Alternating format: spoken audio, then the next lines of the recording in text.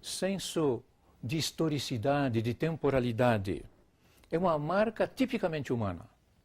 Permite ao homem situar-se no tempo, sentir-se datado, sentir o hoje, alcançar o amanhã e pressentir o ontem.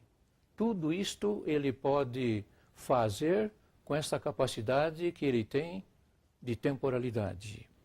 Senso de responsabilidade e dever.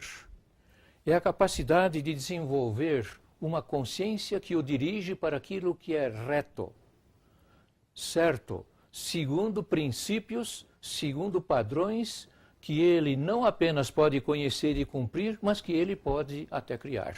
Professor Orlando, inclusive, existem duas coisas que são inerentes ao homem, nas quais eu gosto de ficar meditando.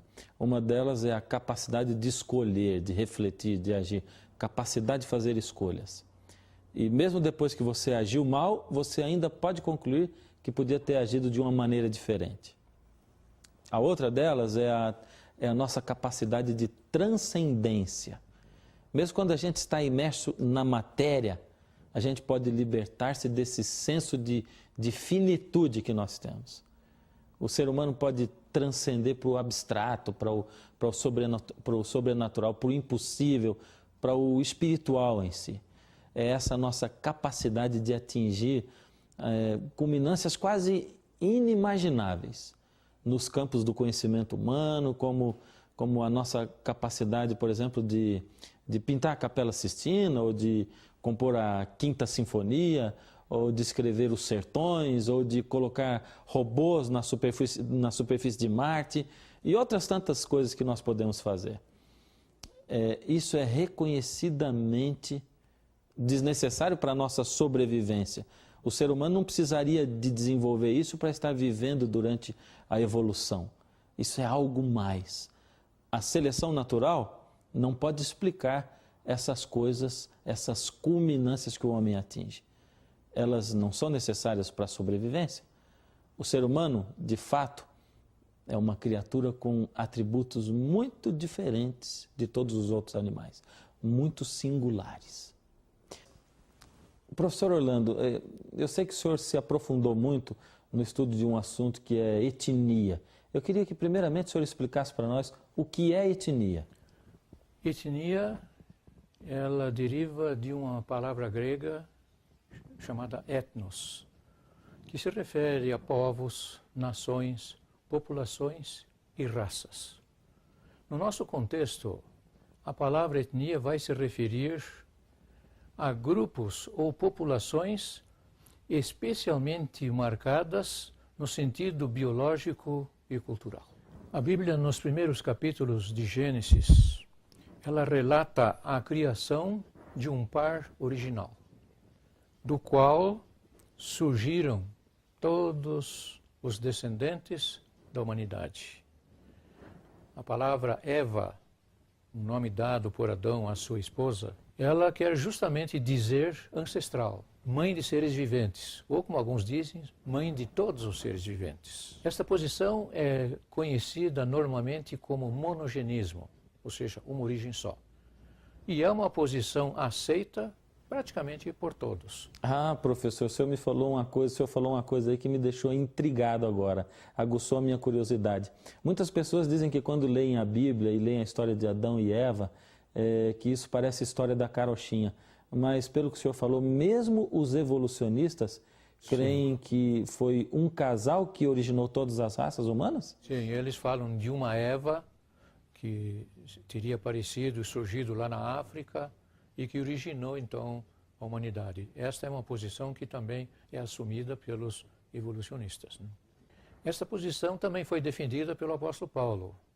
Ele disse, de um só fez Deus toda a raça humana para habitar sobre a face da terra. A Bíblia também relata a origem da diversidade étnica e linguística nos capítulos 9, 10 e 11 do livro de Gênesis. Ali são mencionados os 3 filhos de Noé, Sem, Cão e Jafé. que nasceram quando Noé tinha em torno de 500 anos. E que, segundo Gênesis 9:19, deram origem aos povos da terra. Certo.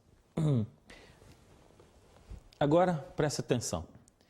De Sem surgiram os povos conhecidos como semitas, como os antigos assírios, babilônios, israelitas, elamitas, hebraitas. Eles falavam línguas facilmente reconhecíveis, com pouca flexão, com fortes encontros de consoantes, com sons guturais bem fortes. Eram marcas típicas da família de línguas semíticas, entre as quais nós podemos citar o ugarítico, o hebraico, o aramaico. Reminiscências dessas línguas, ainda hoje, podem ser observadas na fala dos judeus e dos povos árabes. Do outro filho de Noé, Jafé, surgiram povos que migraram para a Europa, por exemplo, os descendentes de Gomer. Javã originou os gregos, Magog originou os povos eslavos. Falavam línguas bem diferentes das línguas semíticas, línguas com uma flexão rica, nominal e verbal. Destacando-se o sânscrito, uma antiga e bela língua da qual se originaram as línguas que nós falamos, primeiramente o grego, depois o latim, e depois as chamadas línguas de cultura como o alemão, o inglês, o francês, o espanhol e o português, que é chamada de a última flor do Lácio. De Cão surgiram as raças coloridas ou camíticas, como os descendentes de Misraim, um dos filhos de Cão que povoou o Egito, ou os descendentes de Canaã que povoaram a Palestina. Eles falavam línguas silábicas aglutinantes, por exemplo, as línguas faladas pelos ameríndios aqui do Brasil, onde as sílabas vão sendo aglutinadas para formar palavras e sentenças, como, por exemplo, a palavra Itatiaia, que quer dizer pedra de muitas pontas. Para quem pensa que Bíblia é só inspiração, nos capítulos 10 e 11 do livro de Gênesis temos a chamada Tábua das Nações, onde temos os povos resultantes dos 3 filhos de Noé, mais ou menos na altura do ano 2000 a.C. Bom, eu gostaria de aproveitar e perguntar para o professor Orlando Ritter, nós temos uma onda hoje de miscigenação, de povos que se eram superiores, outros inferiores. Existe algum indício no criacionismo ou dentro da Bíblia de que haja povos superiores e povos inferiores, raças superiores e raças inferiores? Evidentemente, o quadro das nações, apresentado pela Bíblia na altura do ano 2000, se alterou profundamente desde então. Estes povos, com as suas culturas, as línguas faladas, contribuíram cada um deles com a sua parte para que o mundo fosse como ele é hoje. Não há nenhuma evidência de que alguma raça seja superior à outra. Para a diversidade e para as discrepâncias existentes, contribuíram fatores ambientais, frio, calor, culturais, isolamento geográfico e outros. A visão criacionista da origem das etnias e das línguas, conforme relatada pela Bíblia, cabe perfeitamente no contexto intelectual e cultural do mundo moderno.